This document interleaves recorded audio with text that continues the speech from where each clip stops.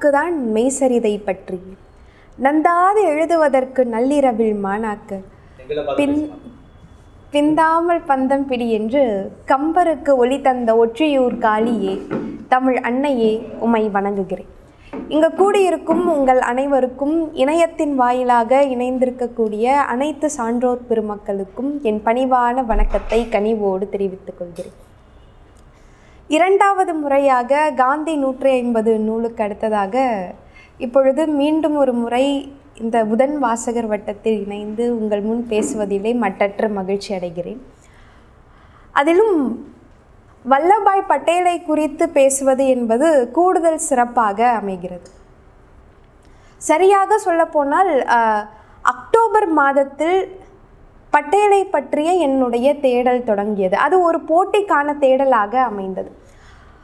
ஒரு மாநில அளவில் நடத்தப்பட்ட ஒரு போட்டிக்கு தயார் செய்வதற்காக பட்டேல் என்ற ஒரு தலைவரை பற்றி படிக்க தொடங்கினேன். அப்பொழுது ஒரு ஆகச்சிறந்த தலைவர் எனக்கு அறிமுகமாகிறார்.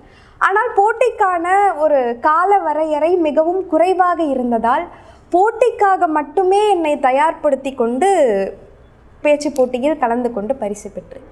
ஆனால் அதன் பிறகும் கூட பட்டேலை பற்றி இன்னும் அதிகமாக தெரிந்து கொள்ள வேண்டும் என்ற ஒரு ஆவல் இருந்ததனால் மேலும் வேறு என்னென்ன நூல்கள் இருக்கிறது என்று பார்த்து கொண்டிருந்தேன்.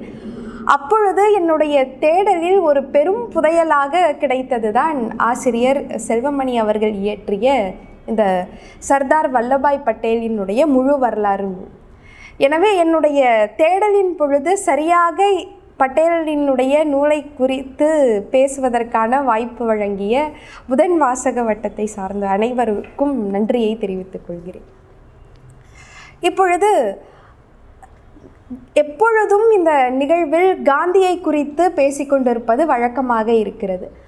ஆனால் இப்பொழுது பட்டேலை குறித்து பேச இருக்கிறோம் என்பதனால் அந்த ஒரு ஆர்வத்தோடு அந்த நூலை முதலில் நான் ஆனால் அப்பொழுது அந்த நூலினுடைய அறிமுகத்திலேயே எனது பிரதான போராட்ட தளபதிகளில் மிக முக்கியமானவர் என்று சத்திய சோதனையில் மகாத்மா காந்தியடிகளால் புகழ்ந்து பேசப்பட்டவர் தான் வல்லபாய் பட்டேல் என்று குறிப்பிட்டிருந்தார்கள். அப்படி பட்டேலினுடைய வரலாறு இந்த நூலில் காந்தியடிகளினுடைய புகழாரத்தில் இருந்துதான் தொடங்குகிறது. அடுத்ததாக நம் நாட்டினுடைய முதல் குடியரசுத் தலைவராக இருக்கக்கூடிய ராஜேந்திர பிரசாத் அவர்கள் தன்னுடைய பதவிக்கால நாட்குறிப்பில் இன்றைக்கு இந்தியர் ஒருவர் நம் நாட்டின் பரந்து விரைந்த நிலையினை பற்றி எண்ணுவதற்கும் பேசுவதற்கும் வாய்ப்பாக அமைவது எதுவென்றால் சர்தார் வல்லபாய் பட்டேலின் ராஜதந்திரமும் உறுதியான நிர்வாகத்திறனுமே காரணம் என்று அவர் குறிப்பிடுகிறார். மூன்றாவதாக நேரு தன்னுடைய ஆசிய சோதி என்ற நூலிலும் கூட பட்டேல் ஒரு நவீன இந்தியாவை நிர்மாணித்தவர், அவர் ஒரு வடிவமைப்பாளர் என்று குறிப்பிடுகிறார். ஆக இந்த இந்திய நாட்டினுடைய ஆகச்சிறந்த தலைவர்களாக சொல்லப்படுகிற இந்த முப்பெரும் தலைவர்களாலும் மிக புகழ்ந்து பேசப்பட்ட ஒரு தலைவராக, மறுக்க முடியாத ஒரு தலைவராக பட்டேல் விளங்குகிறார் என்பதை இந்த நூலினுடைய அறிமுக பகுதியிலேயே நம்மால் அதனை நன்கு அறிந்து கொள்ள முடிகிறது. அடுத்ததாக அவருடைய இளமை காலத்தை குறித்து நாம் பார்க்கும் பொழுது அவருக்கு உடன் பிறந்தவர்கள் 4 சகோதரர்கள் மற்றும் 1 சகோதரி இருக்கிறார்கள். அதிலும் 3 சகோதரர்கள் அரசியலோடு அதிகமாக தொடர்புடையவர்களாக இருக்கிறார்கள். அவருடைய 3வது சகோதரர் விட்டல்பாய் பட்டேல் என்பவர் இந்திய மக்களுக்கு அதிகம் நன்கு ஒரு பரிச்சயமான ஒரு பெயராக விட்டல்பாய் பட்டேலினுடைய பெயர் இருக்கிறது. இதுதான் அவருடைய உடன் பிறந்தவர்களினுடைய வரலாறு. சிறுவயது தொட்டே பட்டேலுக்கு வழக்கறிஞர் ஆக வேண்டும் என்ற ஒரு ஆசை அதிகமாக இருக்கிறது. வழக்கறிஞர் ஆக வேண்டும் என்ற ஒரு ஆசை இருந்தது மட்டுமல்லாது அதற்கு தேவைப்படக்கூடிய பிற விடயங்களையும் பூர்த்தி செய்யும் வகையில் அவருடைய மற்ற பண்புகளும் இருந்தது. மிக துணிச்சலாக இருக்கிறார். இளம் வயதிலேயே ஒருவர் துணிச்சல் மிக்கவராக இருப்பதும் வியக்கத்தக்கது. அதிலும் அவருடைய தந்தை விவசாயியாக இருக்கிறார். தந்தை விவசாயி ஒரு ரொம்ப எளிமையான ஒரு குடும்பத்தில் பிறக்கிறார். தன்னுடைய தந்தைக்கு உதவி செய்ய வேண்டும் என்பதற்காக காலையில் அவருடைய தந்தைக்கு உதவி செய்துவிட்டு பிறகு அவர் பள்ளிக்கூடத்திற்கு செல்வார். அதுவும் பள்ளிக்கூடம் என்பதும் பல கிலோமீட்டர் தூரம், மைல்கள் கடந்து செல்ல வேண்டிய ஒரு சூழல் இருக்கிறது. இப்படி தினந்தோறும் மட்டுமல்லாது எப்பொழுதெல்லாம் அவருக்கு விடுமுறை வருகிறதோ அப்பொழுதெல்லாம் தன்னுடைய தந்தைக்கு உதவி செய்வதையும் தன்னுடைய வழக்கமாக வைத்திருக்கிறார். இப்பொழுது பட்டேலினுடைய துணிச்சலுக்கு ஆசிரியர் ஒரு எடுத்துக்காட்டு சொல்கிறார். பட்டேல் மிக துணிச்சலானவர். எந்த அளவிற்கு என்றால், ஒரு சமயம் அவருக்கு உடலிலே ஒரு ரணக்கட்டி ஒன்று வருகிறது. அப்பொழுது அந்த ரணக்கட்டியை நீக்க வேண்டும் என்றால் போர்சாத் என்ற ஒரு கிராமம் இருக்கிறது. அங்கு ஒரு வைத்தியர் இருக்கிறார். அவரிடம் சென்றால் அவர் இரும்பு கத்தியை நன்கு பழுக்க காய்ச்சி அதனை கொண்டு அந்த கட்டியை நீக்கி விடுவார். அப்படி அந்த கத்தியை வைத்து அந்த ரணக்கட்டியை நீக்கியதோடு மட்டுமல்லாது அதை சுத்தம் செய்து பச்சிலைகள், மூலிகை நிறைந்த இலைகளை எல்லாம் நன்கு அரைத்து பசையாக்கி அதன் மேலிட்டு அதனை கட்டு போட்டு அனுப்பிவிடுவார் அந்த வைத்தியர். இப்பொழுது பட்டேலுக்கு அப்படியான ஒரு ரணக்கட்டி வந்தது. அதை சரி செய்வது கொள்வதற்காக பட்டேல் தானாகவே அந்த வைத்தியரை தேடி செல்கிறார். ஒரு சிறு பிள்ளையாக இருந்து உடன் யாரும் இல்லாமல் தனியாக அந்த வைத்தியர் இருக்கும் இடத்திற்கு செல்கிறார். பட்டேலை பார்த்த வைத்தியருக்கு ஒரு ஆச்சரியம். இந்த குழந்தை வலியை பொறுத்து கொள்வானா என்ற ஒரு கேள்வி அவருடைய மனதிற்குள் இருந்தது. அதனால் தான் அந்த மூலிகை மருந்துகள் செய்யக்கூடிய அந்த விடயங்களை எல்லாம் மிக பொறுமையாக செய்கிறார். காரணம், ஒருவேளை வலியினால் அந்த சிறுவன் வேண்டாம் என்று சொல்லிவிட்டு சென்று விடுவானோ என்ற ஒரு எண்ணம் அவருக்கு. அதுவும் உடன் கூட யாரும் இல்லை. வலியில் அவன் துடித்தால் கூட இருந்து அவனுக்கு உதவுவதற்கு கூட யாரும் இல்லையே, என்ன செய்வது என்று தான் செய்யக்கூடிய ஒவ்வொரு வேலையையும் மிகவும் பொறுமையாக அந்த வைத்தியர் செய்கிறார்.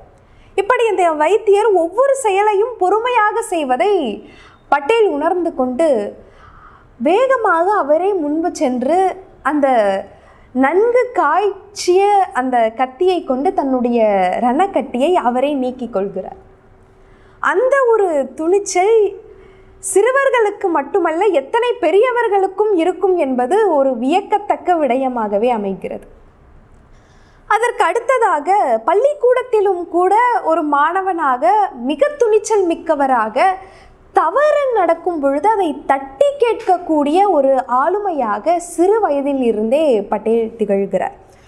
அதற்கு ஒரு எடுத்துக்காட்டு, அவர் எளிமையான குடும்பத்திலிருந்து வருகிறார். அதனால் அவரால் எல்லா பாடநூல்களையும் பணம் கொடுத்து வாங்க முடியாத ஒரு சூழ்நிலை. பட்டேலினுடைய வரலாற்றை குறித்து தமிழருவி மணியன் ஐயா அவர்கள் தன்னுடைய மறக்க முடியாத மனிதர்கள் என்ற நூலில் எழுதியிருக்கும் பொழுது ஒரு சிறிய நிகழ்வை பதிவு செய்திருப்பார். அதில் அவர் என்ன குறிப்பிட்டிருப்பார் என்றால், இது இப்படி பணம் போட்டு நூல் வாங்கக்கூடிய ஒரு வசதி படைத்தவராக பட்டேலினுடைய குடும்பம் இல்லாத காரணத்தினால் இரவு நேரங்களில் சாலையில் இருக்கக்கூடிய விளக்குக்கு முன்பாக அமர்ந்து கொண்டு வேறு ஒரு நண்பரின் நூலை வாங்கி அதை பார்த்து இவர் நகல் எடுப்பது போல் எழுதி கொள்வார் என்று அந்த நூலில் குறிப்பிட்டிருப்பார். இங்கு நம்முடைய ஆசிரியர் சொல்லும் பொழுது ஒரு ஆசிரியரை வைத்து ஒரு நிகழ்வு சொல்கிறார். பட்டேலுக்கு ஒரு ஆசிரியர் இருக்கிறார். அந்த ஆசிரியர் ஒரு நிபந்தனை போடுகிறார். நிச்சயம் மாணவர்கள் அனைவரும் பாடநூல்கள் வாங்க வேண்டும், அதனை வேறு எங்கும் வாங்கக்கூடாது, தன்னிடம்தான் வாங்க வேண்டும் என்று சொல்கிறார். இது ஒரு ஏற்கத்தக்க ஒரு நிலையில் இச்செயல் இல்லை என்பதனை பட்டேல் உணர்ந்து கொண்டு, அதுவும் சிறு பிள்ளையாக இருக்கக்கூடிய பட்டேல் அதை எதிர்த்து குரல் கொடுக்கிறார். அதற்காக தன்னோடு இருக்கக்கூடிய சக மாணவர்களை எல்லாம் அழைத்து கொண்டு அவர் பள்ளிக்கு வெளியே சென்று நின்று கொள்கிறார். அப்பொழுது அந்த உரிய ஆசிரியர் அந்த இடத்திற்கு வந்து என்ன கேட்ட பொழுது, மாணவர்கள் தங்களுடைய விருப்பத்திற்கு ஏற்றாற்போல் அவர்களுக்கு எங்கு தோன்கிறதோ அந்த இடத்தில் நூல்களை வாங்கிக் கொள்வதற்கான அனுமதி அவர்களுக்கு இருக்க வேண்டும், அந்த உரிமை அவர்களுக்கு வழங்கப்பட வேண்டும் என்று சொல்கிறார். அவருடைய வாதத்தை மறுக்க முடியாமல் அந்த ஆசிரியரும் சரி என்று சொல்கிறார். இப்படி தவறுகள் நடக்கும் பொழுது அதை எதிர்த்து கேள்வி கேட்கக்கூடிய ஒரு தன்மை பட்டேலுக்கு இருந்ததை இந்த நிகழ்வின் மூலமாக நம்மால் தெரிந்து கொள்ள முடிகிறது. அடுத்ததாக இன்னும் ஒரு சுவாரஸ்ய நிகழ்வை நமக்கு பதிவு செய்கிறார் ஆசிரியர். பெரும்பாலும் என்னுடைய இந்த உரையை பட்டேலினுடைய வாழ்க்கையில் நடந்த நிகழ்வுகளை எல்லாம் தொகுத்தவாறு கட்டமைத்திருக்கிறேன். அது நிச்சயம் நம்முடைய வாழ்க்கையில் மறக்க முடியாத ஒன்றாக அமையும், நம்முடைய மனதில் ஆழமாக பதிவதற்கும் வாய்ப்புகள் அதிகம் இருக்கும் காரணத்தினால் பெரும்பாலும் அவருடைய வாழ்க்கையில் என்னை ஈர்த்த நிகழ்வுகளை தொகுத்து வைத்திருக்கிறேன்.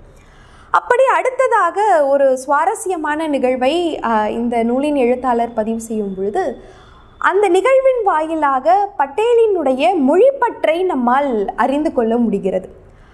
அவர் படித்த பள்ளிக்கூடத்தில் 2 மொழிகள் கற்பிக்கப்படுகிறது. ஒன்று குஜராத்தி, மற்றொன்று சமஸ்கிருதம். பட்டேல் குஜராத்தி மொழியை கற்றுக்கொள்ள வேண்டும் என்பதற்காக அவர் அந்த மொழியை தேர்வு செய்கிறார். ஆனால் அவருக்கு குஜராத்தி கற்றுத்தரக்கூடிய சோட்டிலால் என்ற ஆசிரியருக்கு குஜராத்தி மொழியை விட ஒரு படி அதிகமாக இந்த சமஸ்கிருதத்தின் மீது அவருக்கு ஆர்வம் அதிகமாக இருந்தது.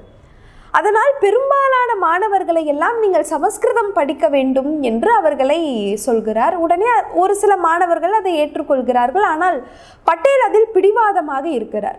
நிச்சயம் தன்னுடைய மொழியைத்தான் படிக்க வேண்டும் என்பதில் அவர் உறுதியாக இருக்கிறார். ஒரு கட்டத்தில் அந்த ஆசிரியருக்கு பட்டேலின் மீது கோபம் வருகிறது. அது எப்படி உன்னால் சமஸ்கிருதத்தை தவிர்த்து விட்டு குஜராத்தியை மட்டும் படிக்க முடியும்? சமஸ்கிருதம் இல்லாமல் உன்னால் குஜராத்தியை படித்து எந்த பயனும் இல்லை என்று சொல்கிறார்.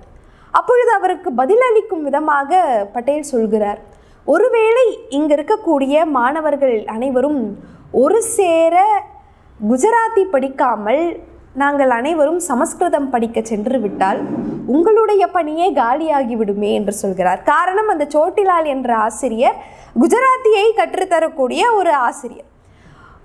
உங்களுடைய பணி காலியாகிவிடுமே என்று கேட்ட பொழுது அவருக்கு பதில் பேச முடியாமல் இருக்க அவருக்கு கடும் கோபம் ஏற்பட்டு ஒரு நாள் முழுவதும் பட்டேல் மேசை மீது ஏறி நிற்க வேண்டும் என்று சொல்கிறார்.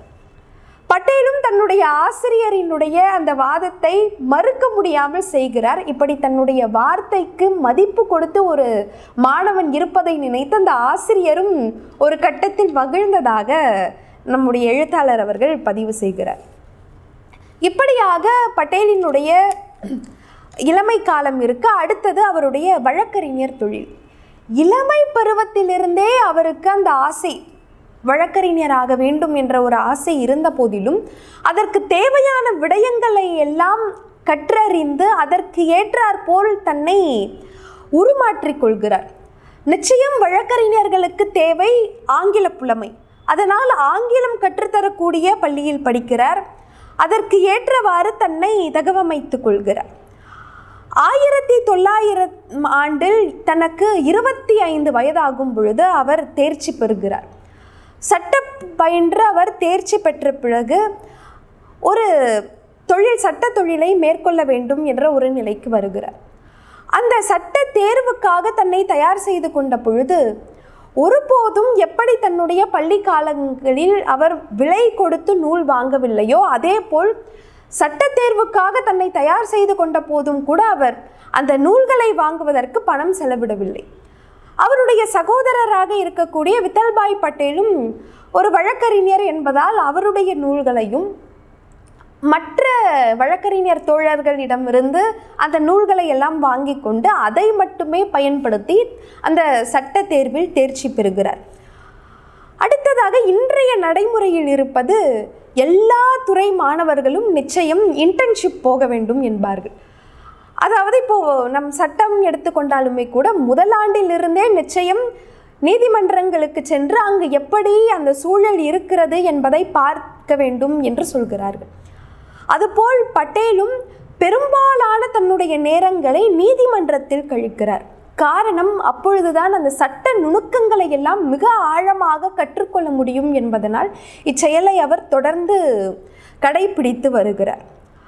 அவருடைய திருமண வாழ்க்கையை குறித்து பார்த்தோமேயானால் 1893 ஆண்டு பட்டேலுக்கு 18 வயது இருக்கும் பொழுது அவருக்கு திருமணம் நடக்கிறது. சவேர்பா என்ற நீண்ட உறவில் இருக்கக்கூடிய ஒரு பெண்ணை அவர் திருமணம் செய்து கொள்கிறார். அப்பொழுது திருமணம் செய்து கொள்ளும் பொழுது அந்த பெண்ணிற்கு 12 வயது.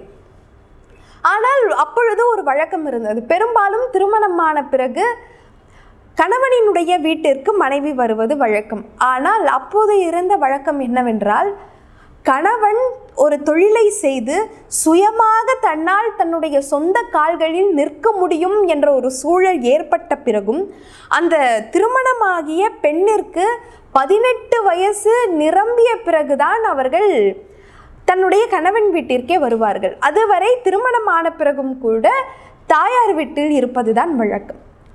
அப்படியாக இந்த அம்மையாரும் தன்னுடைய தாய் வீட்டில்தான் தங்கியிருக்கிறார்கள். 1900 ஆண்டுகளில் இவர் அந்த சட்ட தேர்வில் தேர்ச்சி பெற்ற பிறகு சுயமாக தன்னுடைய சட்ட தொழிலில் முயற்சி செய்து எப்படியாவது சுயமாக செயல்பட வேண்டும் என்ற ஒரு எண்ணம் அவருக்குள் பிறக்கிறது. அப்படி சுயமாக தன்னுடைய தொழிலை மேற்கொள்வதற்காக அவர் கோத்ரா என்ற ஒரு நகரத்தை தேர்வு செய்கிறார். சுயமாக நிற்கிறோம் என்பதற்காக தன்னுடைய மனைவியையும் அருகில் வைத்து கொள்ள வேண்டும் என்பதற்காக அந்த இடத்தில் ஒரு வீடு பார்த்து தனக்கு வீடு அமைத்து கொள்கிறார். அன்றைய காலகட்டத்தில் 1900களில் அவருடைய வருமானம் என்பது 10,000 15,000 வரை இருந்தது. அப்பொழுது அது ஒரு பெரும் தொகையாக பார்க்கப்பட்டது. இதற்கு காரணம் அவருடைய கடினமான உழைப்பு. பல வழக்குகளை எடுத்து வாதம் புரிந்தார். இப்படி தீவிரமாக தன்னுடைய கடுமையான உழைப்பினால் அவர் சம்பாதித்த பணத்தை எல்லாம் அவர் என்ன செய்தார் என்ற ஒரு கேள்வி எழுப்பும் பொழுது அதனை எல்லாம் அவர் சேமித்து வைக்கிறார். அப்படி பெரும் சேமிப்பில் தன்னை பட்டேல் ஈடுபடுத்தி கொள்கிறார். அந்த சேமிப்பு எல்லாம் எதற்காக என்று பார்த்தோமேயானால், எப்படி இளம் வயதிலிருந்தே பட்டேலுக்கு ஒரு வழக்கறிஞர் படிப்பை மேற்கொள்ள வேண்டும் என்ற ஆர்வம் அவருக்கு இருந்ததோ, அதே போல் அவருக்கு இங்கிலாந்து சென்று பாரிஸ்டர் பட்டம் பெற வேண்டும் என்ற ஒரு ஆர்வமும் அவருக்கு அதற்கடுத்ததாக இருக்கிறது. அதனால் இங்கிலாந்திற்கு சென்று பாரிஸ்டர் பட்டம் பெற வேண்டும் என்பதற்காக அதற்கு ஆகக்கூடிய செலவுகளை எல்லாம் பட்டேல் அதனை சரி பூர்த்தி செய்ய வேண்டும் என்பதற்காக பெருமளவில் தன்னுடைய ஊதியத்தை சேமிப்பிற்காக ஒதுக்கி வைக்கிறார். இப்படி சரியாக 5 ஆண்டுகள் 1900 அவர் தேர்ச்சி பெற 1905ஆம் ஆண்டு இங்கிலாந்து செல்வதற்கான பயணங்களில் தன்னை ஈடுபடுத்திக் கொள்வதற்காக பயண ஏற்பாடுகளை எல்லாம் தொடங்குகிறார். அவருடைய நீண்ட கால ஆசையை பூர்த்தி செய்யும் விதமாக ஒரு நிறுவனத்தை அணுகுகிறார். அவர்கள் இந்த பயணங்களை எல்லாம் செய்து கொடுக்கக்கூடிய ஒரு நிறுவனம். அந்த நிறுவனம் தாமஸ் குக் அண்ட் கோ என்பவர்கள். அவர்கள் கப்பல் வழியில் இந்தியாவிலிருந்து இங்கிலாந்திற்கு செல்லக்கூடிய பயணத்தை ஏற்பாடு செய்து தரக்கூடியவர்கள். அவர்களை அணுகுகிறார். அவர்கள் அஞ்சல் மூலமாக அந்த பயணத்திற்கான ரசீதை அனுப்புகிறார்கள். ஆனால் அந்த அஞ்சலானது அவருடைய வீட்டிற்கு வரும் பொழுது பட்டேல் வீட்டில் இல்லை. அவருடைய சகோதரர் விட்டல்பாய் பட்டேல் இருக்கிறார். எப்படி பட்டேலுக்கு இங்கிலாந்து சென்று பாரிஸ்டர் பட்டம் பெற வேண்டும் என்ற பெரும் ஆவல் இருந்ததோ அதே போல் அவருக்கும் இருந்தது. அதிலும் அந்த அஞ்சலில் சுருக்கி எழுத்தாக விஜா பட்டேல் என்று இருந்தது. அது விட்டல்பாய் பட்டேல் என்பதாக அவர் புரிந்து கொண்டு இது தனக்கானதாக இருக்குமோ என்று அவர் நினைத்து பார்க்கிறார். பின்பு பட்டேல் வீட்டுக்கு வருகிறார். அப்பொழுதுதான் வீட்டில் இருக்கக்கூடிய தன்னுடைய குடும்பத்தினருக்கே பட்டேல் இதனை பற்றி சொல்கிறார். தனக்கு இப்படி ஒரு ஆசை இருந்தது, அதனை நிறைவேற்றி கொள்ளும் விதமாக நான் இப்படிப்பட்ட விடயங்களிலெல்லாம் மேற்கொண்டிருக்கிறேன் என்று சொல்கிறார். அப்பொழுது விட்டல்பாய் பட்டேலினுடைய சகோதரர், உடன் பிறந்த சகோதரர், தன்னுடைய ஆசையை வெளிப்படுத்துகிறார். இந்த வீட்டில் மூத்த சகோதரராக இருப்பது நான். எனவே முதலில் நான் இங்கிலாந்திற்கு சென்று பாரிஸ்டர் பட்டம் பெற்று திரும்புகிறேன், அதன் பிறகாக நீ செல் என்று சொல்கிறார். அந்த நொடி எந்த ஒரு தயக்கமும் இல்லாமல் பட்டேல் சரி என்று சொல்கிறார். எப்படி பிறரினுடைய மகிழ்ச்சியில் தன்னுடைய மகிழ்ச்சியை பூர்த்தி செய்து கொள்ளக்கூடிய அந்த ஒரு நிலை பலருக்கும் அவ்வளவு எளிதில் அமைந்து விடாது. ஆனால் தன்னுடைய அண்ணன் அவருக்கும் பெரும் ஆசை இருந்தது. அதுவும் இவ்வளவு காலம் தொடர்ந்து 5 ஆண்டு காலம் தன்னுடைய உழைப்பையெல்லாம் சேர்த்து வைத்த ஒரு தொகை அண்ணனுக்காக சரி என்று சொல்கிறார். அண்ணன் பாரிஸ்டர் பட்டம் பெற வேண்டும் என்பதற்காக அவர் இங்கிலாந்து சென்றார் என்றால் அவருடைய குடும்பத்தையும் சேர்த்து பாதுகாக்க வேண்டிய ஒரு சூழ்நிலை இவருக்கு உருவாகிறது. தன்னுடைய குடும்பத்தையும் அண்ணனினுடைய குடும்பத்தையும் சேர்த்து அவர்களுக்கான தேவைகளை எல்லாம் பூர்த்தி செய்ய வேண்டும் என்பதற்காக இன்னும் கடுமையாக உழைக்க வேண்டிய ஒரு சூழல் உருவாகிறது. ஒரு பொருளாதார நெருக்கடியும் அவருக்கு வருகிறது. ஆனால் அதையெல்லாம் பொருட்படுத்தாமல் தொடர்ந்து பட்டேல் ஓடிக்கொண்டே இருக்கிறார். ஒரு கட்டத்தில் அவருடைய மனைவிக்கு உடல் நலம் சரியில்லாமல் போகிறது. அதற்காக அவரை மருத்துவமனைக்கு அழைத்து வந்து பார்க்கிறார்கள். அவருக்கு குடல்வாலில் ஒரு நோய் ஏற்பட்டிருக்கிறது. அதற்கான அறுவை சிகிச்சையையும் அவர் மேற்கொள்கிறார். அதை நீக்கிவிட்ட பிறகும் அவருக்கு புற்றுநோய் கட்டி இருப்பது தெரிய வருகிறது. நாளுக்கு நாள் எவ்வளவோ மருத்துவர்கள் எல்லாம் முயற்சி செய்தும் கூட அந்த கட்டியை அகற்றுவதற்கு ஒரு பெரும் சவாலாகவே அவர்களுக்கு அமைகிறது. இப்படியாக பட்டேலினுடைய மனைவி மரணப்படுக்கையில் இருக்கும் பொழுது 1909 ஜனவரி 11 அன்று நீதிமன்றத்திற்கு வழக்கம் போல் பட்டேல் செல்கிறார். இந்த ஒரு நிகழ்வு நாம் அனைவரும் பெரும்பாலும் கேட்டறிந்த ஒன்றாகத்தான் இருக்கும்.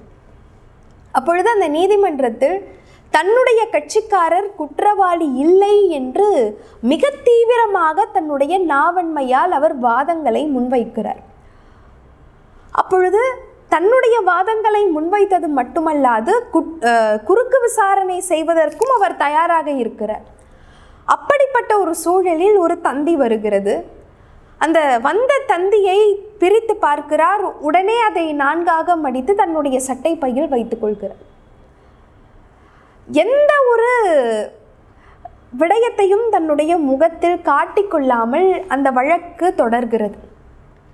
தன்னுடைய கட்சிக்காரருக்காக எப்படி தொடக்கத்தில் அந்த தீவிரத்தன்மை இருந்ததோ அதே தீவிரம் அந்த தந்தியை பார்த்த பிறகும் கூட தன்னுடைய வாதத்தில் அவர் குறைத்து கொள்ளவே இல்லை. நிறைவாக பட்டேலினுடைய கட்சிக்காரர் குற்றவாளி அல்ல என்று நீதிமன்றம் சொன்ன பிறகு அங்கிருந்த மற்ற ஏனைய வழக்கறிஞர்களிடத்திலெல்லாம் அப்பொழுதுதான் பட்டேல் சொல்கிறார், தனக்கு வந்த தந்தியில் தன்னுடைய மனைவி இறந்து விட்டதாக குறிப்பிடப்பட்டிருந்தது என்று. இந்த இடத்தில் தன்னுடைய மனைவி இறந்து விட்டார் என்ற ஒரு நிலைப்பாடு இருந்த போதும் கூட இறந்தவரை நிச்சயம் நம்மால் மீட்டு கொண்டு வர முடியாது. ஆனால் இந்த இடத்திலிருந்து தான் சென்று விட்டால் குற்றமே செய்யாத ஒருவர் தண்டிக்கப்படுவார், அதுவே ஒரு மிகப்பெரிய குற்றமாக இருக்கும் என்று கருதிய பட்டேல் இப்படி ஒரு செயலை செய்து நம்ம எல்லாம் வியக்க செய்கிறார். அடுத்ததாக அவர் இங்கிலாந்து பயணம் மேற்கொள்கிறார். தன்னுடைய சகோதரர் படித்து முடித்து திரும்பிய பிறகு இவர் மீண்டும் பாரிஸ்டர் பட்டம் பெற வேண்டும் என்ற ஆசையோடு இங்கிலாந்து செல்ல முற்படுகிறார். அப்படி அவர் முற்படும் பொழுது அவருக்கு வயது 35. அந்த வயதில் தன்னுடைய மனைவி இறந்த சூழலில் 35 வயது இருக்கக்கூடிய அவர் தனக்கு 2 பிள்ளைகள் இருக்கிறார்கள். அந்த 2 பிள்ளைகளையும் உறவினர்களிடத்திலே அவர்களை பார்த்து கொள்ளும்படி சொல்லிவிட்டு அவர் இங்கிலாந்து பயணத்தை மேற்கொள்கிறார். இந்தியாவிலிருந்து இங்கிலாந்திற்கு சென்று பாரிஸ்டர் பட்டம் படிப்பதற்காக செல்லக்கூடிய பெரும்பாலான இந்தியர்களுக்கு ஒரு பெரும் சவாலாக இருக்கக்கூடிய ஒரு படிப்பு என்றால் அது ரோமானிய சட்டங்களை பற்றி படிப்பதாக அமைகிறது. காரணம், ஆசிய நாட்டை சேர்ந்தவர்களுக்கு இந்த பழங்கால ரோமானிய சட்டம் என்பது மிக புதிதாகவும் சற்றே கடுமையாகவும் இருக்கக்கூடிய காரணத்தினால் அதனுடைய தன்மையே சற்று கடினமாக இருக்கும். அதனால் அது ஆசியாவை சேர்ந்தவர்களுக்கு புதிதாக இருப்பதால் பெரும் சவாலாக இருந்தது. ஒருவர் இருவர் அல்ல, பெரும்பாலான இந்தியர்கள் அந்த சவாலை மேற்கொள்ள வேண்டிய ஒரு சூழல் இருந்தது. ஆனால் அதையும் தன்னுடைய திறமையாக செயல்பட வேண்டும் என்று பட்டேல் நினைக்கிறார். அப்படி அவர் செய்யக்கூடிய ஒரு விடயம் என்னவென்றால், தன்னுடைய கப்பல் பயணத்தின் பொழுதே அந்த ரோமானிய சட்டங்களை எல்லாம் படிக்க தொடங்குகிறார். இங்கிலாந்திற்கு சென்று அதன் பிறகு அங்கு ரோமானிய சட்டத்தை படிப்பதற்கு முன்பாக எப்பொழுது தன்னுடைய இங்கிலாந்தை நோக்கிய பயணம் தொடங்கியதோ அப்பொழுதே சட்டம் படிப்பதையும் தொடங்கி விடுகிறார்.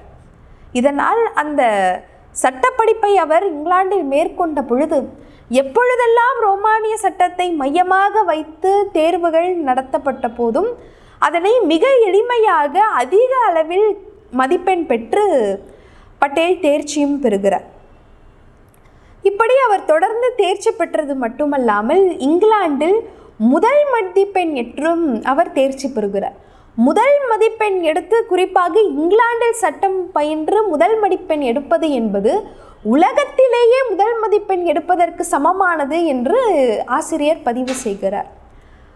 அப்படி இத்தகைய ஒரு ஊக்கம் பட்டேலுக்கு இருந்தது. இதனை நாம் வள்ளுவரிடத்திலே சென்று பார்த்தோமேயானால் ஊக்கம் ஒருவன் தம் கைத்துடையார் என்கிறார் திருவள்ளுவர். ஊக்கம் இருக்கக்கூடிய ஒருவர் தன்னுடைய செல்வங்களை எல்லாம் இழந்துவிட்ட போதிலும் கூட தன்னுடைய பணம் போய்விட்டதே என்று ஒருபோதும் புலம்ப மாட்டார்கள். அதுபோல் தனக்கு ஒரு கஷ்டம் என்று ஒன்று வந்த பொழுது அதை நினைத்து தொடர்ந்து அவர்கள் புலம்ப போவதில்லை. அடுத்ததாக மற்றொரு குறளில் வள்ளுவர் சொல்கிறார், சிதைவிடத்து ஒழ்கார் உறவோர் புதையம்பர் பட்டுப்பாடுன்று களிறு என்கிறார். இந்த குறளில் எப்படி ஒரு போர்க்களத்தில் ஒரு யானை இருக்கிறது, அந்த யானையினுடைய உடம்பில் பல அம்புகள் தைக்கப்பட்டிருக்கும். ஆனால் பல அம்புகளால் தன்னுடைய உடம்பு தைக்கப்பட்டிருந்த சூழலிலும் கூட அந்த யானையானது சற்றும் பின்வாங்காமல் அந்த இடத்தில் போர்க்களத்தில் தன்னுடைய பெருமையை நிலைநாட்டும். அதுபோல் தனக்கு அழிவு என்று ஒன்று வந்தாலும் கூட ஊக்கமுடையவர்கள் அதனை பொருட்படுத்தாமல் மிக துணிச்சலோடு அவர்கள் செயல்படுவார்கள் என்று குறிப்பிடுகிறார். இந்த குறளோடு நாம் பொருத்தி பார்க்கும் பொழுது தனக்கு எவ்வளவு சவால்கள் வந்தாலும் கூட அதை பொருட்படுத்தாமல் அதை எதிர்த்து நிற்கக்கூடிய ஒரு ஊக்கம், மனதின் உந்துதல் பட்டேலுக்கு இருந்ததை நினைத்து பார்த்தால் அது நம்மை வியக்க செய்கிறது. அடுத்ததாக பட்டேலினுடைய இந்த சட்ட படிப்பை எல்லாம் குறித்து சொல்லும் பொழுது ஓரிடத்தில் ஆசிரியர் பட்டேலுக்கும் காந்திக்கும் இருக்கக்கூடிய ஒற்றுமையை நமக்கு மேற்கோள் காட்டி சொல்கிறார். அது என்ன ஒற்றுமை என்று பார்த்தோமேயானால், பெரும்பாலான இந்தியர்கள் இந்த பாரிஸ்டர் பட்டம் பெற வேண்டும் என்பதற்காக இங்கிலாந்து சென்றவர்கள் இந்த சட்டப்படிப்பை எல்லாம் முடித்த பிறகு அவர்கள் ஸ்காட்லாந்து, அயர்லாந்து, அங்கு அருகில் இருக்கக்கூடிய ஏனைய ஐரோப்பிய நாடுகளுக்கு எல்லாம் உல்லாச பயணம் மேற்கொள்வதை தங்களுடைய வழக்கமாக வைத்திருப்பார்கள். ஆனால் பட்டேலுக்கு அப்படி ஒரு ஆசை இல்லவே இல்லை. அதிலும் குறிப்பாக நம்மை வியக்க செய்வது எதுவென்றால், அவர் முதல் மதிப்பெண் எடுத்த காரணத்தினால் அவர் செலுத்திய கல்வி கட்டணத் தொகையை முழுவதுமாக அவர் திரும்பி பெற்றுவிட்டார். அப்படி என்றால் அவருடைய கையில் மிகப்பெரிய தொகை இருக்கிறது. அப்பொழுதும் கூட அந்த பணத்தை வைத்து தன்னுடைய உல்லாச பயணங்களை மேற்கொள்ள வேண்டும் என்பதில் பட்டேல் ஒருபோதும் ஆர்வம் காட்டவில்லை.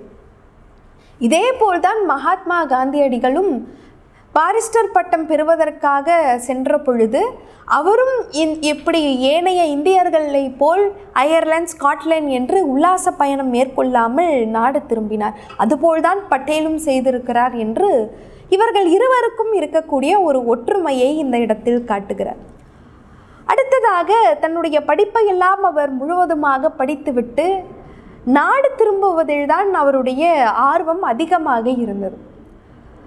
அவர் இந்தியாவிற்கு வருகிறார். தன்னுடைய ஊரான அகமதாபாத்தில் இருக்கிறார்.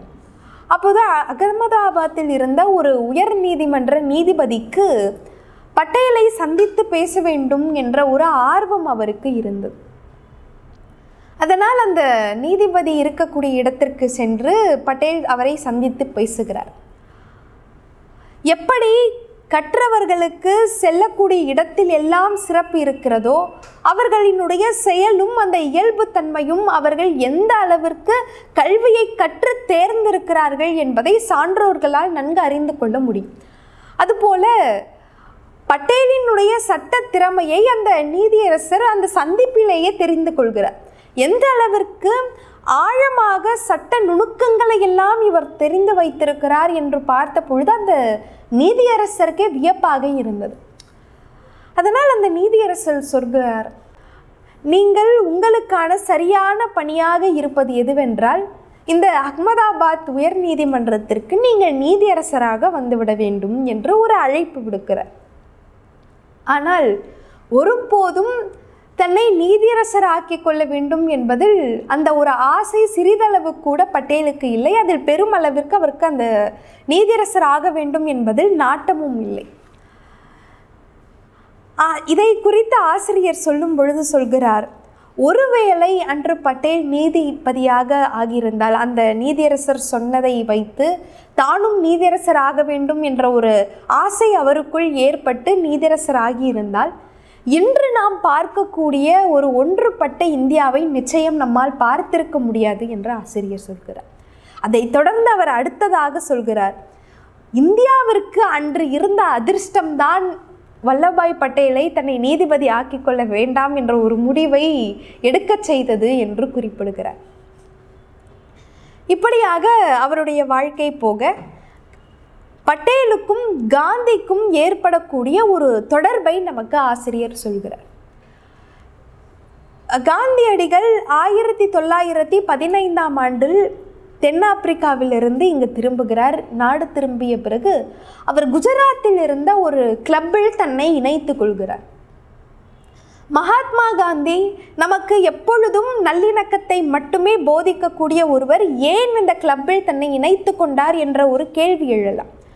ஆனால் மிக உறுதியாக அந்த இடத்தில் காந்தியடிகள் நம்பியதற்கு காரணம், பொதுவாகவே கிளப் என்றால் அந்த இடத்தில் கல்வி கற்றவர்கள், திறமைசாலிகள், இந்த சமூகத்தில் உயர்ந்த இடத்தில் இருப்பவர்கள் எல்லாம் இருப்பார்கள்.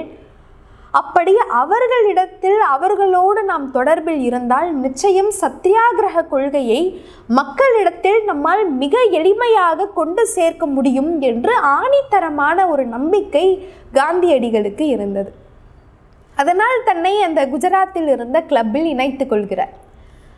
தன்னை இணைத்து கொண்டு எப்படி அவர் அதை செயல்படுத்த வேண்டும் என்று நினைத்தாரோ அதே போல் தன்னுடைய சத்தியாகிரக அனுபவங்களை எல்லாம் அங்கே இருக்கக்கூடிய மக்களுக்கு பகிர்ந்து கொள்கிறார்.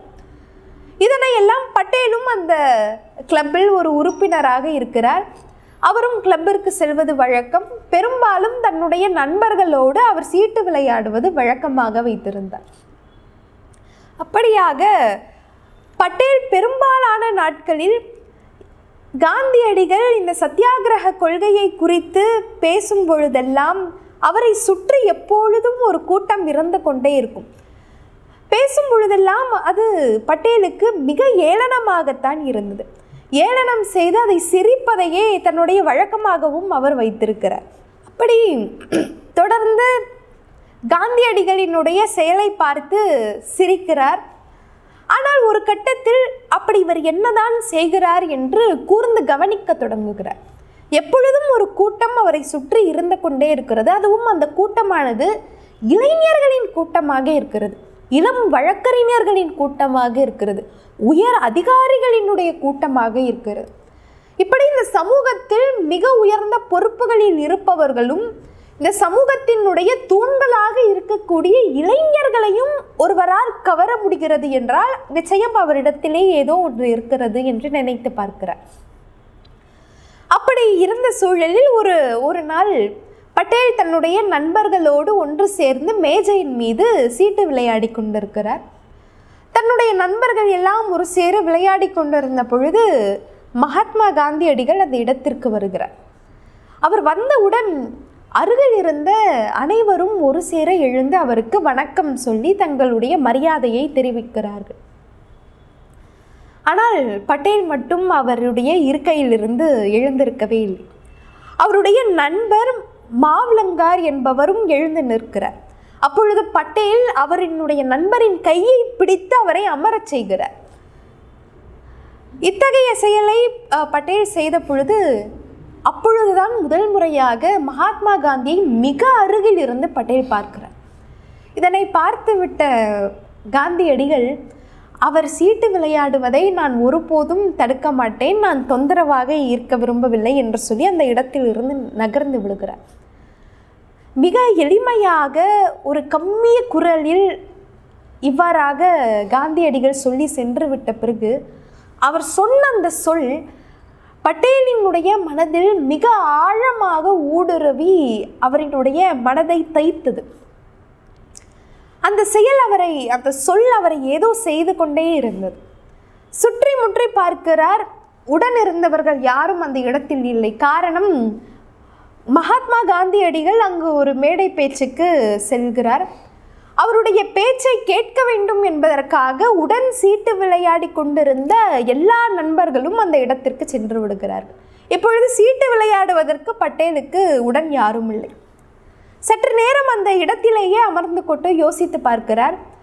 பின்பு சரி, காந்தியடிகள் என்னதான் பேசுகிறார் என்று பார்க்கலாம் என்று மேடை பேச்சில் காந்தி பேசிக்கொண்டிருக்க இவர் அந்த இடத்திற்கு செல்கிறார். அந்த கூட்டத்தில் அமர்வதற்கு நாற்காலி கூட இல்லாத அளவிற்கு மக்கள் கூட்டம் இருந்தது. தான் உட்கார்ந்து கொள்வதற்கு ஒரு நாற்காலி இல்லை என்ற காரணத்தினால் நின்று கொண்டிருக்கிறார். அப்பொழுது அவருடைய நண்பர் தன்னுடைய நாற்காலியை கொடுத்து பட்டேலை அமரச் செய்கிறார். முதல் முறையாக பட்டேல் காந்தியடிகளினுடைய உரையை கேட்கிறார். உடனே தன்னுடைய அருகில் இருந்த நண்பரை அழைத்து கேட்கிறார், காந்தியடிகள் இவ்வளவு சிறப்பாக பேசக்கூடியவர், இவ்வளவு சிறப்பாக செயல்படக்கூடியவர் என்பதை ஏன் எனக்கு நீங்கள் முன்னதாகவே சொல்லவில்லை என்று கேட்கிறார். அந்த இடத்திலிருந்து தான் காந்தியடிகளுக்கும் பட்டேலுக்கும் ஒரு உறவு தொடங்குகிறது. பட்டேல் அதிகமாக காந்தியடிகளை நேசிக்க தொடங்குகிறார். 1916ஆம் ஆண்டு குஜராத் சபையில் பட்டேல், மாவ்லங்கார், காந்தியடிகள் இவர்கள் மூவரும் ஒவ்வொரு பொறுப்பு வகிக்கிறார்கள். பட்டேல் செயலாளராகவும் அவருடைய நண்பர் துணை செயலாளராகவும் இருக்கும் சமயத்தில் யாரை தலைவராக்கலாம் என்று யோசித்த பொழுது நாம் காந்தியடிகளையே இந்த குஜராத் சபாவிற்கு தலைவராக நியமிக்கலாம் என்று நினைக்கிறார்கள். இதனை மகாத்மா காந்தி இடத்தில் சென்று அவர்கள் கேட்ட பொழுது அவரும் அதற்கு சரி என்று ஒப்புக்கொள்கிறார். அந்த இடத்திலிருந்து இவர்களினுடைய இந்த தேசத்திற்கான பணி தொடங்குகிறது.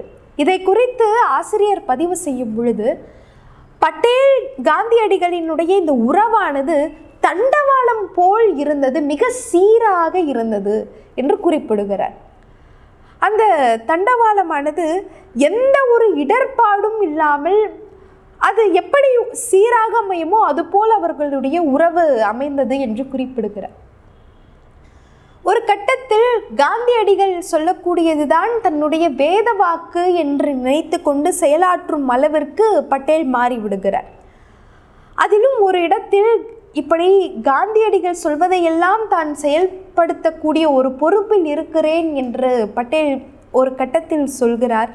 100 பக்கங்களை கொண்ட ஒரு அறிக்கையை விடவும் காந்தியடிகளினுடைய 10 வரிகள் மிகவும் வலிமையானதாக இருக்கிறது என்று 100 பக்க அறிக்கையை காந்தியடிகளினுடைய 10 வரிகளோடு அவர் ஒப்பிட்டு பேசியதும் ஒரு மிக சிறப்பான விடயமாக அமைகிறது.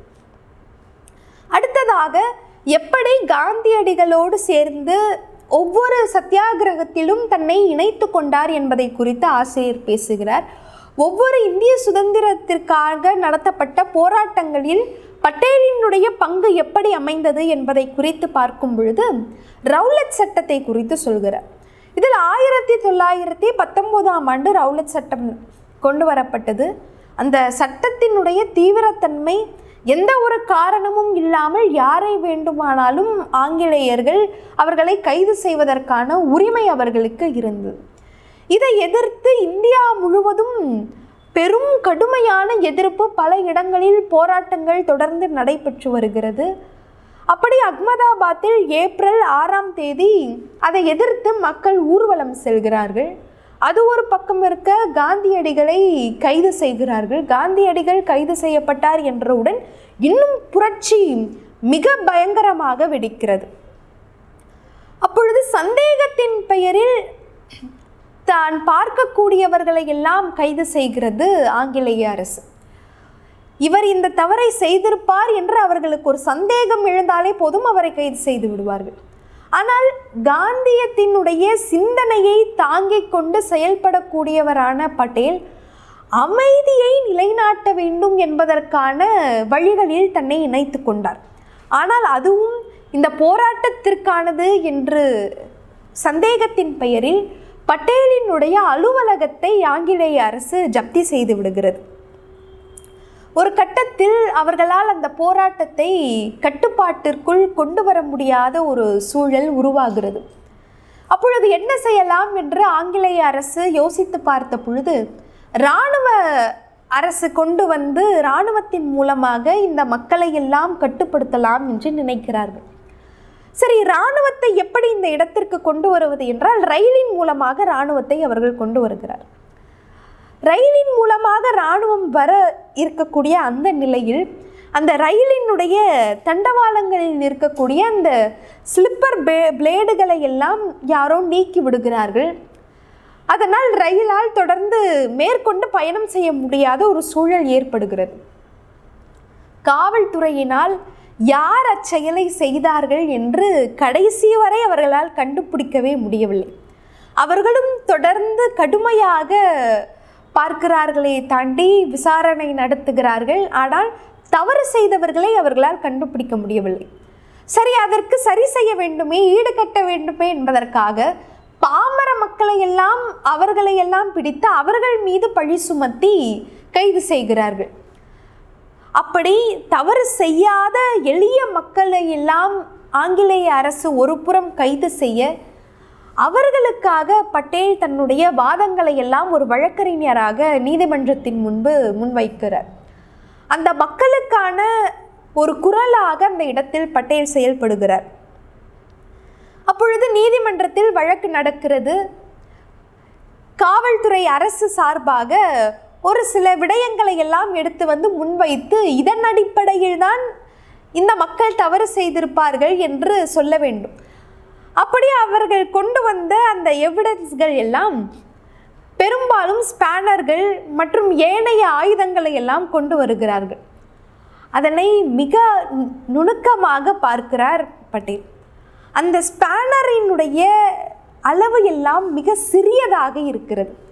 இதை வைத்து எப்படி ரயிலில் இருக்கக்கூடிய போல்ட்டுகளை நீக்கி இருக்க முடியும், அதை எப்படி கழட்டி இருக்க முடியும் என்று அவர் யோசித்து அதனையே நீதிமன்றத்தின் முன்பாக ஒரு வாதமாக முன்வைக்கிறார்.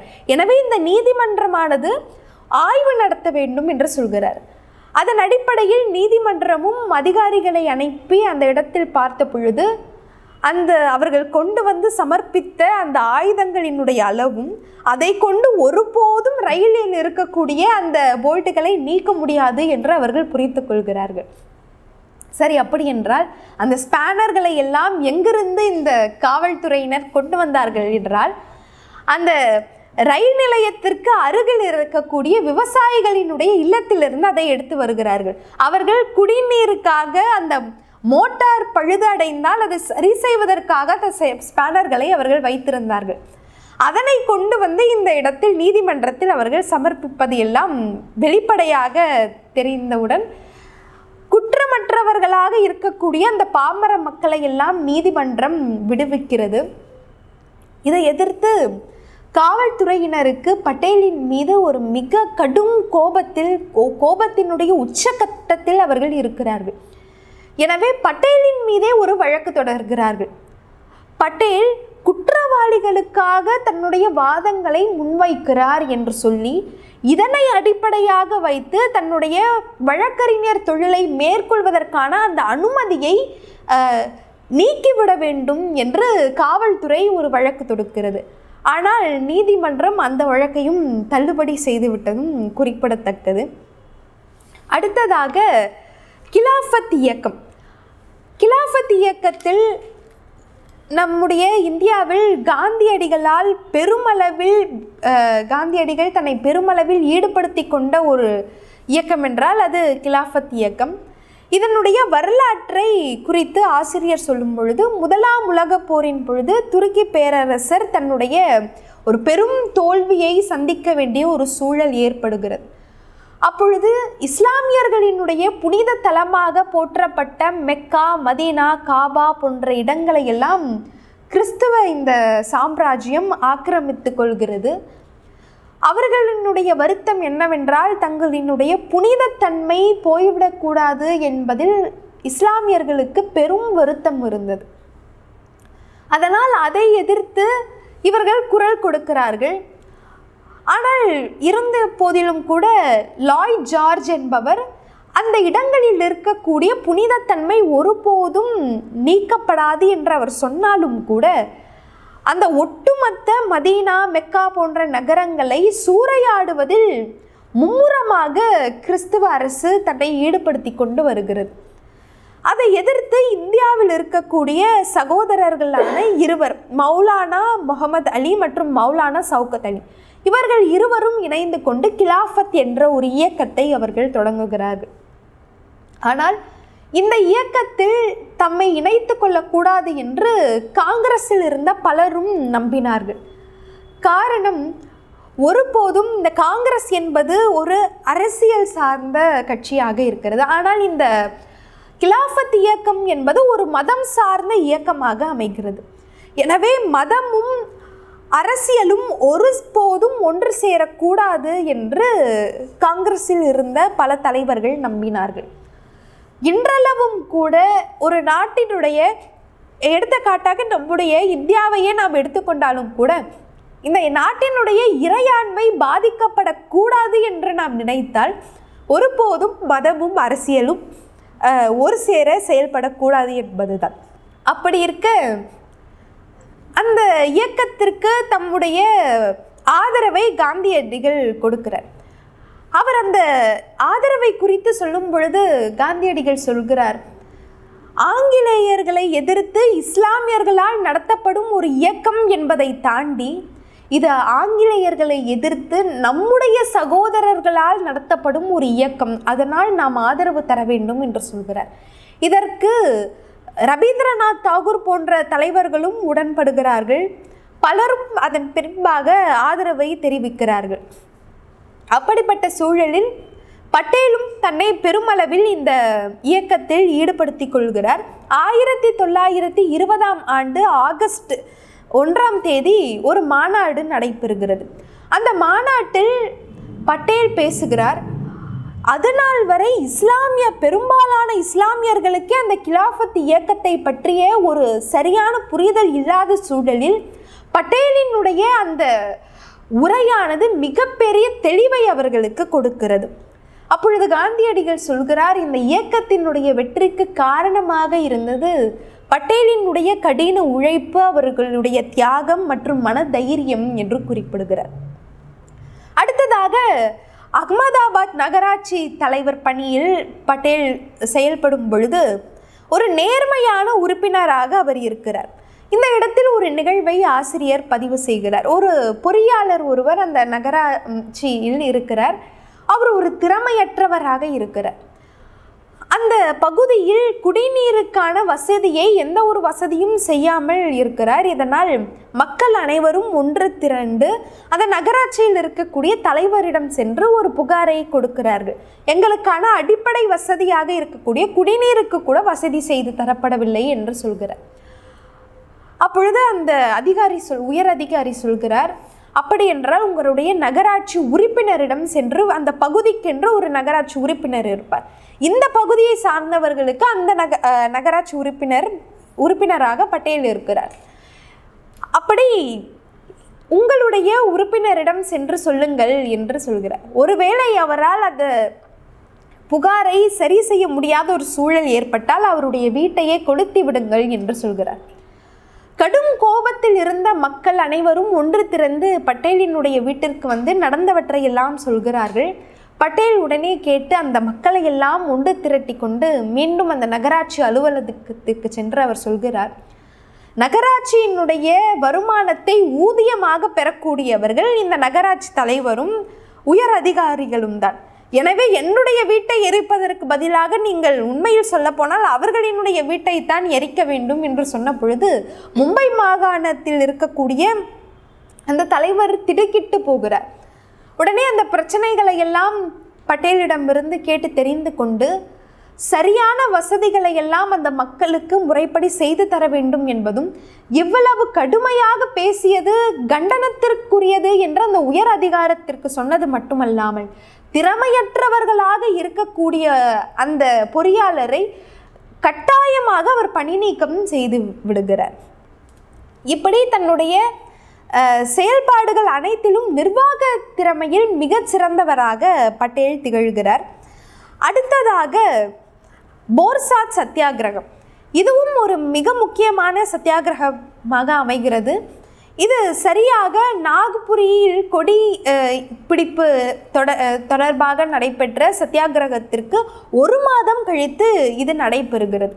அந்த நாகபுரியில் நடைபெற்ற அந்த கொடியை வைத்து நடத்தப்பட்ட போராட்டத்தில் தான் பெரும்பாலான காங்கிரஸ் மக்கள் அந்த கொடியை ஏந்தி நிற்பதற்கான அந்த உணர்வு எப்படிப்பட்டது என்பதை அவர்கள் புரிந்து கொள்கிறார்கள். அவர்களுக்கு ஒரு பெரும் தேச உணர்வை அந்த போராட்டம் கொடுக்கிறது. அது மட்டுமல்லாது அதை தொடர்ந்து மக்கள் ஒத்துழையாமை இயக்கத்திற்கு பிறகு மக்கள் பலரும் கொடியை ஏந்தி கொண்டு செல்வதை பெரும் மகிழ்ச்சியோடு நினைத்து கொண்டு அதையே வழக்கமாக வைத்துக் கொள்கிறார்கள். இதனால் பெரும் கோபத்திற்கு உள்ளான ஆங்கிலேய அரசு ஒரு நாள், அது குறிப்பாக இந்த ஜாலியன் வாலாபாக் நினைவு நாளை முன்னிட்டு ஒரு ஊர்வலம் நடக்கிறது நாக்புரியில்.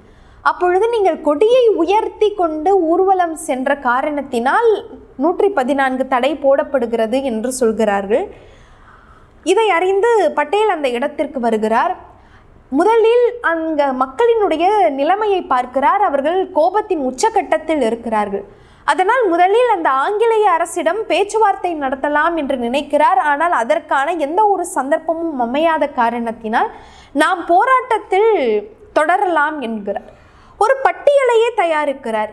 ஒவ்வொரு நாள் ஒவ்வொருவரினுடைய தலைமையில் ஊர்வலம் நடைபெற வேண்டும் என்று. முதல் நாள் பட்டேல், அடுத்து விட்டல்பாய் பட்டேல், அடுத்து ராஜேந்திர பிரசாத் என்று ஒரு பட்டியலை தயாரிக்கிறார். இதனை அறிந்து கொண்ட ஆங்கிலேய அரசு இதற்காக இந்த நாக்புரிக்கு இந்த தேசத்தில் இருந்த அனைத்து மக்களும் ஒன்று சேர்ந்து விடுவார்களோ என்ற ஒரு அச்சம் உருவாக ரயிலையும் இன்னும் இருக்கக்கூடிய இந்த சாலை பயணங்களை எல்லாம் ரத்து செய்து விடுகிறது. வெறும் அரசு வண்டிகளும் ஆங்கிலேயர்கள் மட்டும்தான் சாலையில் செல்ல வேண்டும் என்ற ஒரு நிபந்தனையை விதிக்கிறது.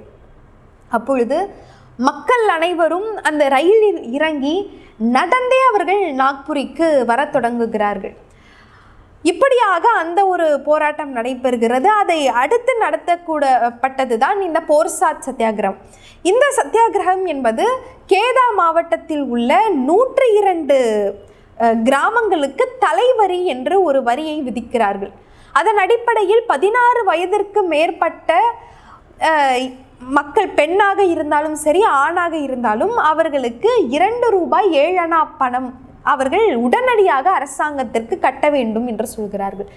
ஏன் அந்த வரியை விதித்தார்கள், அதற்கான காரணம் என்ன என்று பார்த்தோமேயானால், அந்த போர்சாத் என்ற நகரத்தில் எப்பொழுதும் கொள்ளையர்களினுடைய வருகை அதிகமாக இருக்கும். அதனை எதிர்த்து மக்களும் காவல்துறையிடம் அதிகமாக புகார் கொடுத்திருக்கிறார்கள். ஆனால் அவர்களால் அந்த கொள்ளையர்களை கண்டுபிடிக்க முடியாத ஒரு சூழல் ஏற்படுகிறது.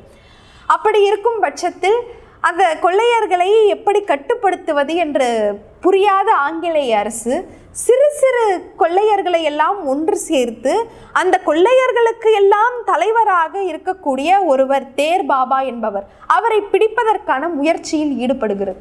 ஒரு கட்டத்தில் தன்னுடைய அந்த செயலை ஆங்கிலேய அரசு விட்டு விடுகிறது.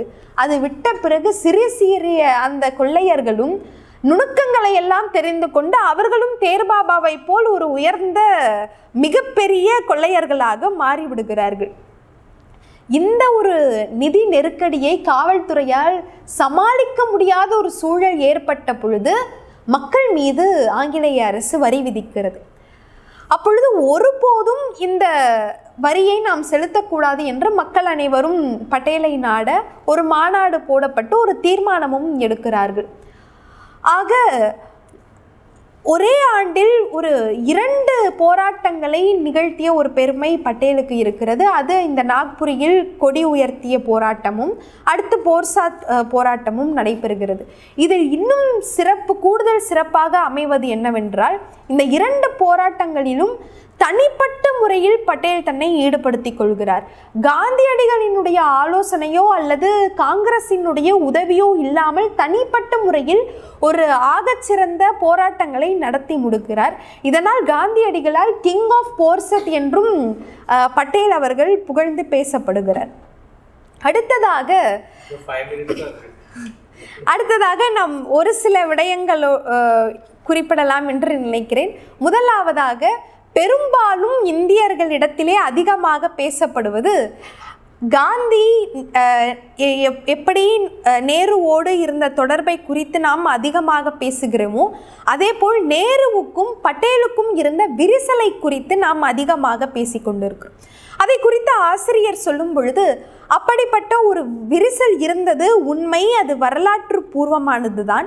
ஆனால் அது எந்த அடிப்படையில் அமைந்தது என்பதை குறித்து அவர்கள் பேசும் பொழுது ஒரு ஒப்பீட்டை நமக்கு கண்முன் வைக்கிறார்.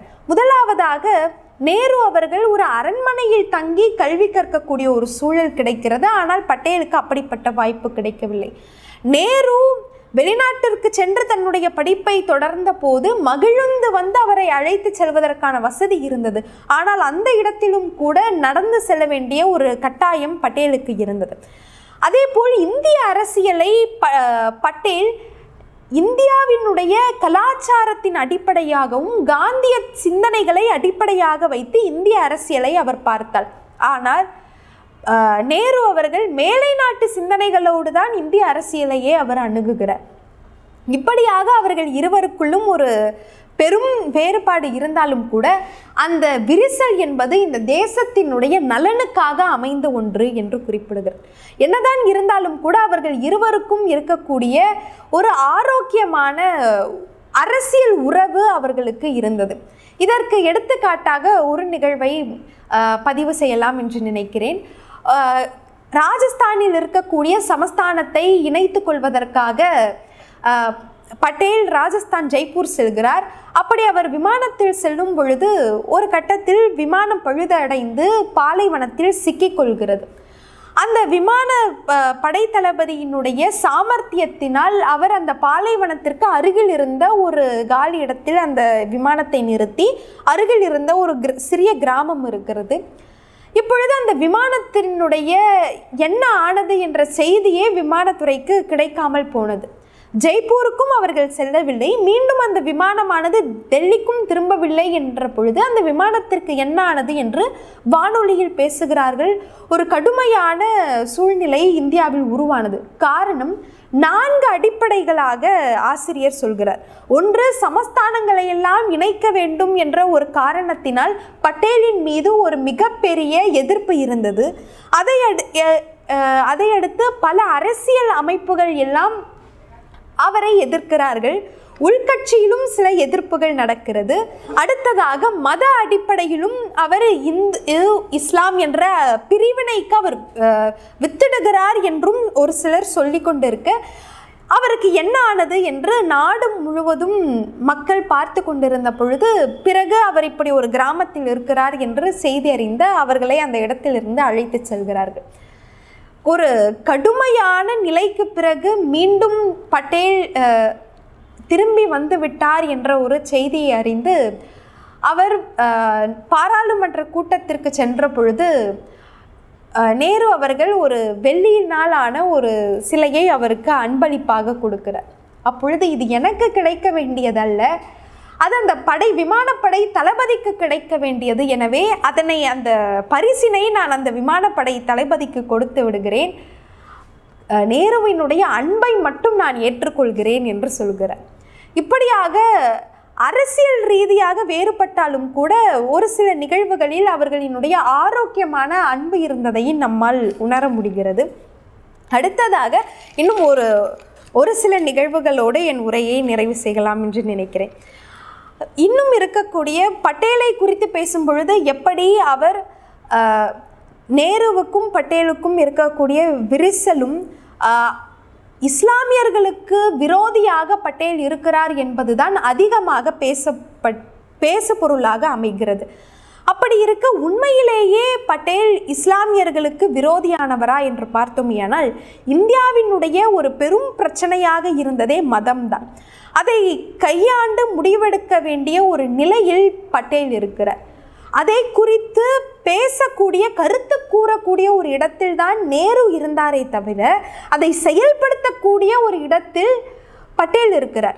சொல்லுதல் யாருக்கும் எளியவாம் என்ற குரலையும் ஆசிரியர் அவர்கள் மேற்கோளிட்டு சொல்கிறார். எனவே அந்த செயலை செய்யும் பொழுது பல விமர்சனங்களை சந்திக்க வேண்டிய ஒரு சூழல் அமைகிறது. ஒரு முறை சிறுபான்மையின் மக்கள் அமைப்பு பெரும்பாலானவர்கள் நேருவை சந்தித்து தங்களுடைய உரிமைகளை குறித்து கேட்ட பொழுது நேரு சொல்கிறார், நீங்கள் பட்டேலை சென்று சந்தித்து பேசுங்கள், நிச்சயம் அவர் உங்களுக்கு உதவி செய்வார் என்று சொல்கிறார். அப்பொழுது அந்த மக்களினுடைய கோரிக்கைகளை எல்லாம் மிக பொறுமையாக கேட்ட பட்டேல் அதனை சரியென்று ஏற்றுக்கொண்டு உங்களுக்காக என்னால் முடிந்தவற்றை நான் நிச்சயம் செய்வேன் என்று அவர் பதிவு செய்தது மட்டுமல்லாது அந்த அரசியல் நிர்ணய சபையை தனக்கு பயன்படுத்தி கொண்டு இந்த மக்களுக்காக, சிறுபான்மையின மக்களுக்காக, பெரும்பான்மையின மக்களுக்கு கிடைக்க வேண்டியதை விடவும் அதிகமான உரிமைகளை இவர்களுக்கு பெற்றுத்தரக்கூடிய ஒரு நிலையில் அன்று பட்டேல் இருந்தார். அடுத்ததாக அவர் ஒரு சிறந்த நிர்வாகி என்று சொல்கிறோம். அந்த இடத்தில் அவரை குறித்து ஆசிரியர் சொல்லும் பொழுது, பட்டேல் இந்த ஒரு சிறிய தவறை செய்துவிட்டார் அல்லது இப்படி பட்டேல் செய்திருக்கிறார் என்று ஒருபோதும் நம்மால் சொல்லிவிட முடியாது. காரணம், எல்லா செயல்களையும் தான் மேற்கொண்ட எல்லா விடயங்களையும் பட்டேல் சிறப்பாக செய்து முடிக்கிறார் என்று சொல்கிறார். மேலும் அவருடைய இடத்தில் வேறு யாராவது இருந்தாலும் கூட இவ்வளவு சிறப்பாக செய்திருப்பார்களா என்ற ஒரு யோசனையும் நமக்கு வருகிறது.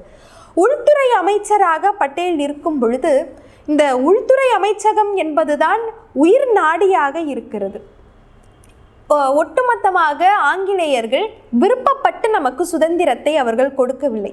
இரண்டாம் உலகப் போரின் பொழுது ஒரு மிகப்பெரிய பொருளாதார நெருக்கடி அவர்களுக்கு உருவான கட்டத்தில் அவர்கள் இந்தியாவிற்கு சுதந்திரம் தருவதாக சொல்லிவிட்டு செல்கிறார்கள்.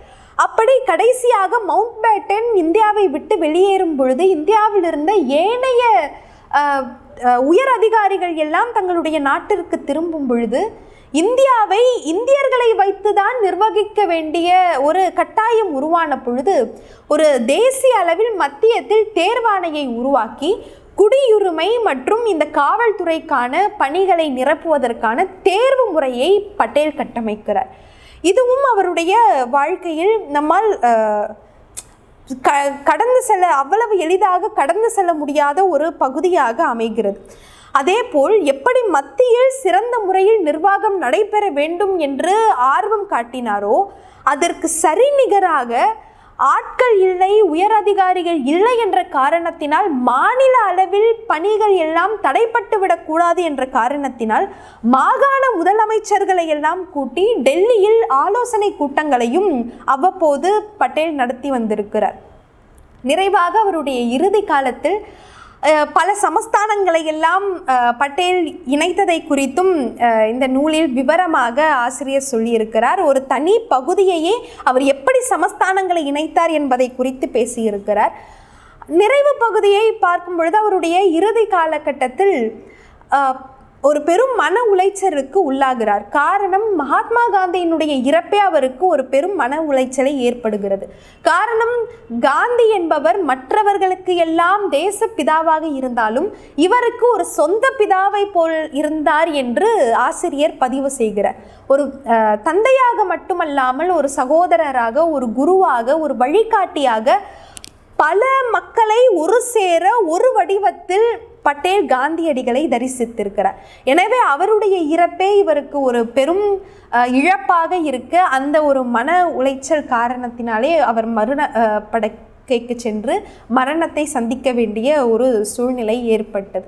அதன் பிறகு 1991 ஆண்டு தான் 37 ஆண்டுகள் கழித்து இவருக்கு பாரத ரத்னா விருது வழங்கப்பட்டது. நிறைவாக இப்படி சொல்லி நிறைவு செய்யலாம் என்று நினைக்கிறேன். ஒரு ஆகச்சிறந்த தலைவரினுடைய வரலாற்றை நிச்சயமாக 1 மணி நேரத்தில் முடிப்பது என்பது அவ்வளவு எளிய செயல் அல்ல. அப்படி என்னாலும் செய்ய முடியாத காரணத்தினால் இத்துடன் என்னுடைய உரையை நிறைவு செய்து கொள்கிறேன். வாய்ப்பளித்தமைக்கும் உரை கேட்ட அனைவருக்கும் நன்றி கூறி விடைபெறுகிறேன். நன்றி, வணக்கம்.